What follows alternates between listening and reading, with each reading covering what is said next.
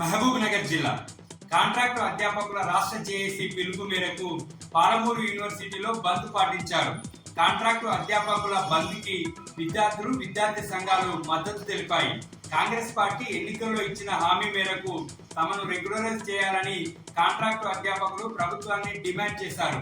ప్రభుత్వం జీవో 21ను వెంటనే వెనక్కి తీసుకోవాలని, లేకపోతే ఉద్యమాన్ని ఉధృతం చేస్తామని కాంట్రాక్టు అధ్యాపకులు ప్రభుత్వాన్ని హెచ్చరించారు.